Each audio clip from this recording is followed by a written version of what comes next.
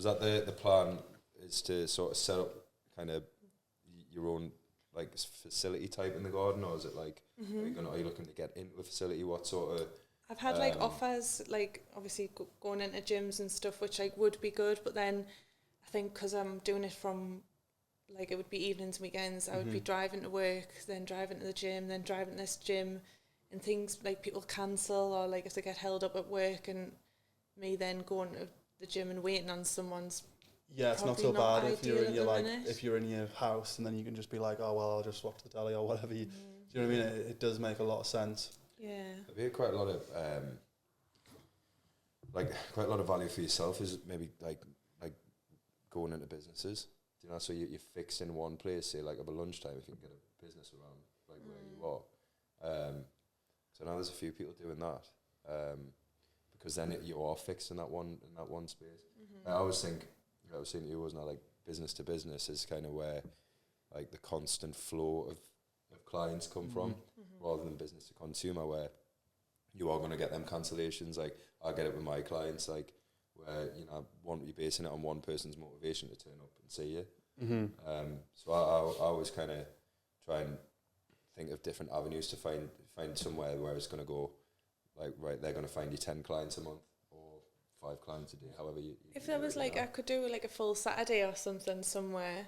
Yeah, like a sports team or a business or something like that. What about like cancellation policies? Have you put any of cancellation policies in place? I haven't at the minute, but I hate it. Like I am going to have to start doing it, just because there's been times where I've flown back from the gym to make it on time for them just not to turn up, and I always remind people in the morning. I just send like a message saying like just a polite reminder for your appointment. Then them reply and saying, yeah, I can't wait. To me, that's confirmation. Yeah. But then you still I think that's something I say to personal trainers from the outset. Obviously, we would usually use like an informed consent, and I would advise anybody to amend their informed consent to become a contract as well.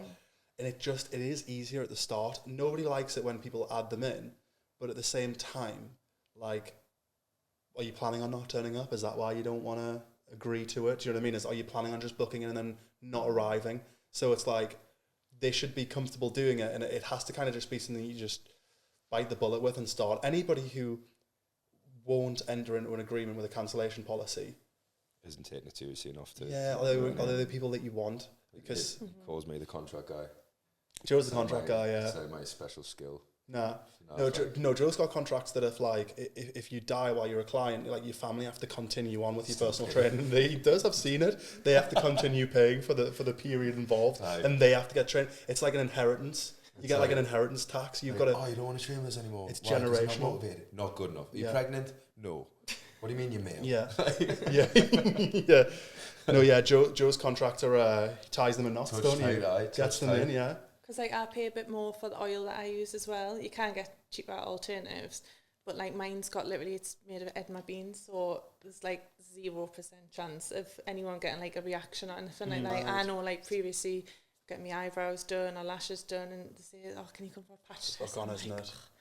Do you know what I mean? Whereas I'm like, can I just sign something to say like if I come out with puffy eyes, I come out with puffy eyes. But if it was your back and you're going home with these huge rashes or something, or like coming out like the Elephant Man, do you know what I mean? It could shut us down. Get the cooking oil out. So. Yeah, baby oil. So have you thought about that though? Have you thought about how you would like? Can you take like a pre-booking or something like that, or can you take like card payments? I know that there are some out there where like a booking system where as soon as they book, it takes their card details. I know that's what like hairdressers and stuff use, and then if you just no-show, it just charges their card. Yeah, I have been looking into it. Yeah. Like I say, it's just this month really that I've had the cancellations. So I'll give it probably in a couple of months. Well, in January. People are flaky in January. Because everyone thinks the boom's going to be in January, but like from my experience, it's always February. Everyone's still skinned from. A lot of times, people get paid like the middle of December, so they don't get money again until like the end of January. So, but yeah, I think with yours though, it's more than likely going to be people who are a little bit more serious about their training or who are hurt. So like if they're more serious about their training, there isn't usually like people will pay and it'll be like a bit more of a priority for them. And if they're hurt, then it's definitely a priority for them because they're like, oh, my back's killing. I need to make sure that I'm getting in like every week. So what he's saying is, you need to just go around the gym and just like start kicking people in that. It is a luxury. That's what I say. Like, people say, how often would you say that I need to get them and stuff? And like, you know, I could say to people, every 2.5 weeks or something like that. But it's really like off how often you're training. If you're an eyelash technician, you're in that same position all the time. Like, you don't actually realise how often you should be getting them. Yeah. Like, just for when you're older, you know, you're more likely to get arthritis, back problems, stuff like that. So it's all prevention. Yeah. Then obviously when you've got people who are PTs or getting PT'd and stuff, but how often should they go, do you reckon? I would say every 2.5, 3 weeks. Yeah. For people who, it is just like a luxury really, if like, because you can do like the basic soft tissue. I always do that for people's first times. I don't want someone coming and I've completely killed them off. Yeah. And then like they've gone back into their working salon and been like, oh my God, she's here, she's done this. Whereas like people that I'm trying to reach out to is in the sporting industry, where like, you know, they've got a big running competition and they know that I'm going to work more on their legs and it's going to hurt, but it's like posting pre-runs and stuff like that. I think you can make it like, obviously, because people pay for what they want to pay for, so they'll prioritise like whatever they see valuable. And I think like what we've got to do in our industry, whether it's sports massage, the recovery side of it, or whether it's the training side of it, is to make it a necessity for people. Because, you know, I always say to people, like, you're more than, I mean, obviously you can use social media and stuff to as an avenue to get it in people's heads, but like people pay for what they want to. They'll happily pay £6 for a pint that they're going to piss out an hour later, but then, you know, you pay 200 quid for a night out, for example, and then that's 200 quid, that sounds like a lot. You've had it. Went a bit weird, right? Cost Went a bit west, right? That sounds like a lot. Right? You know, you've been trying to impress. And people will easily pay that 200 quid for a night out, but then they'll not pay £200 for a sports massage recovery plan or a month of PT that's going to benefit their life, but they'll pay for something that's going to give them instant reward for very little benefit later on. You know, so I think what we have to do. You tell him me dry Jan. I'm 2 days. He's 3 days into dry Jan. He's trying to tell people how to live their lives. Listen, you get these people. They're going out. They're drinking on Boxing Day. They're out until who knows what time, making plans in people's kitchens to build businesses with them that they never carry through. They never carry through with those business plans. And personally, I wouldn't entertain it because I've been sober now for 3 days, and I'm better than you watching at home. I'm off the nicotine. I'm off the drink. I'm training. I'm on the diet again. Right. This is all you need now is a haircut, and you're a new man. Bought us off, innit?